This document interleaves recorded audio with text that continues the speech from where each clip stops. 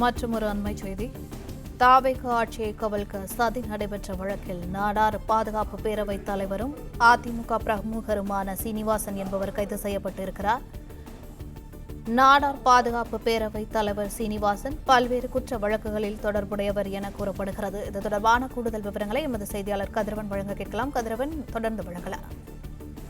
தமிழக வெற்றிக் கழக ஆட்சியை கவிழ்க்க நடைபெற்ற சதியில முக்கிய நபராக சுபாஷ் பண்ணையாரின் கூட்டாளியாகவும் நாடார் பாதுகாப்பு பேரவை தலைவராகக்கூடிய சீனிவாசன் என்ற நபரும் கைது செய்யப்பட்டிருக்கிறார். இவர் மாம்பாக்கம் பகுதியில நாடார் பாதுகாப்பு பேரவை தலைவராகவும் பல்வேறு குற்ற வழக்குகளில் தொடர்புடைய சுபாஷ் பண்ணையாரின் கூட்டாளியாக இருந்து வருகிறார். சமீபத்தில் இபிஎஸ் அவர்களை சந்தித்து அதிமுக இணைத்துக் கொண்டு செயல்பட்ட வந்த இவர் இந்த குற்ற செயலில் ஈடுபட்டிருக்கிறார். குறிப்பாக இளையராஜா மிரட்டலாக கூடப்படும் திருநாவுக்கரசுடன் நெருங்கிய தொடர்பு இருந்து இவரும் இந்த சதி திட்டத்தில் ஈடுபட்டிருக்கிறார் என்பதும் தெரிய வந்திருக்கிறது. தமிழ்நாடு நாடார் பேரவை தலைவராக இருக்கக்கூடிய சீனிவாசன் மீதும் ஏற்கனவே பல்வேறு குற்ற வழக்குகள் இருக்கக்கூடிய நிலையில இவரும் இந்த சதி திட்டத்தில் உடனடியாக இருந்ததாக தற்போது கைது செய்யப்பட்டிருக்கிறார்.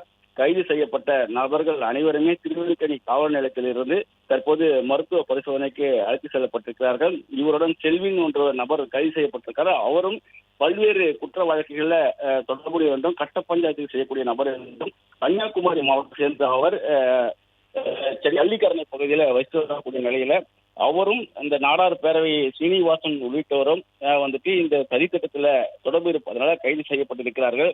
அதிமுக இணைந்து செயல்படுத்தக்கூடிய தமிழ்நாடு நாடார் பேரவை தலைவராக இருக்கக்கூடிய சீனிவாசன் தற்போது இந்த வழக்கில் கைது செய்யப்பட்டிருக்கூடிய நிலையில அவரை மருத்துவ பரிசோதனைக்கு அழைத்து செல்லக்கூடிய பணியிலும் அவர் ஈடுபட்டிருக்கார்கள். மொத்தம் 9 நபர்கள் கைது செய்யப்பட்டது. இந்த சீனிவாசனும் ஒரு நபர் என்பது குறிப்பிடத்தக்கது.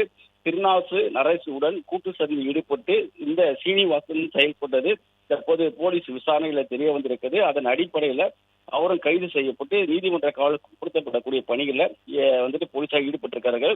நாடார் பாதுகாப்பு பேரவை தலைவர் சீனிவாசன் பல்வேறு குற்றங்கள் தொடர்புடைய சுபாஷ் பண்ணையாரின் கூட்டாளி, மிக நெருங்கிய கூட்டாளி என்றும் தகவலானது காவல்துறை தரப்பிலிருந்து தெரிவிக்கப்பட்டிருக்கிறது.